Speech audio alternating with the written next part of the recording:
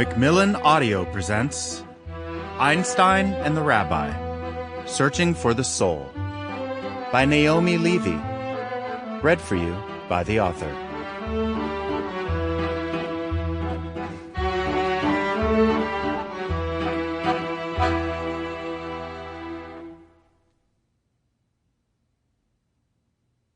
Chapter 1.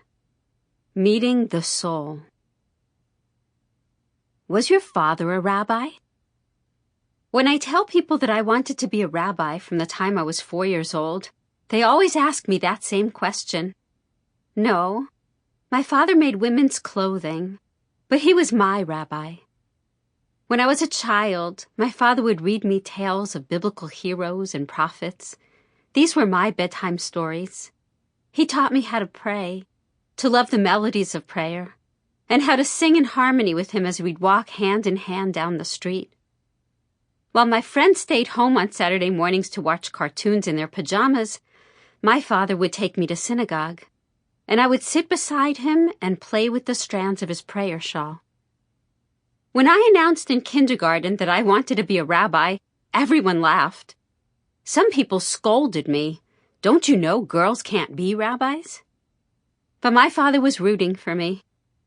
Know me, he said, using my nickname. Keep dreaming, and you're the one who'll be laughing one day. Not from I told you so. You'll be laughing from pure joy on the day you become a rabbi. So I held on to my dream even though it seemed like a fantasy. My father kept teaching me and I kept learning. When it was time for my bat mitzvah, our family belonged to a synagogue that wouldn't allow girls to chant from the Torah or lead any part of the service on a Sabbath morning. Instead, girls were permitted only to offer a reading from the Book of Prophets on Friday evening. My father taught me how to chant from the prophets. When I had mastered the reading, my father began teaching me how to lead a Friday evening Sabbath service, all the melodies and prayers. I soaked it all up with great eagerness and ease. The two of us sang together, creating beautiful harmonies to God. Then, my dad went before the board of the synagogue to present our case. He was fighting for justice, and he argued with passion and courage. In the end, the board relented somewhat. They said I could lead certain psalms, but I wasn't allowed to utter prayers or blessings to God. I loved this compromise. My bat mitzvah became a beautiful homemade service. It was just me and my dad on the pulpit.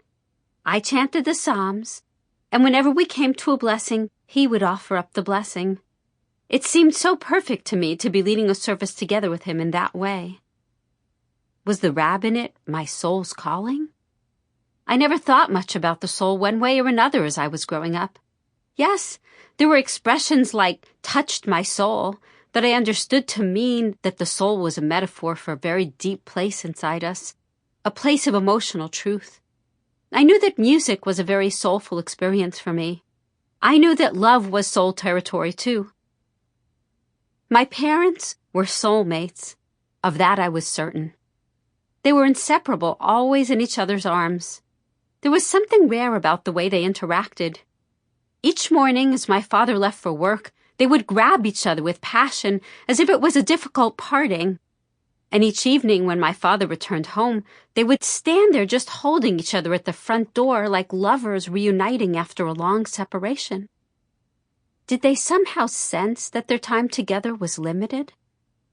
Just 2 years after my bat mitzvah, when I was 15, my parents were walking down the street one night. A man approached them with a gun, demanded money, then shot my father. My father died, and my whole world came crashing down. Suddenly that word soul kept coming up over and over again. People kept saying things to me about my father's soul. At his funeral, the rabbi offered a prayer about his soul finding peace beneath God's sheltering wing. Was God a bird? All I knew was that my father was gone. I missed him so much. I felt so... Sample complete. Ready to continue?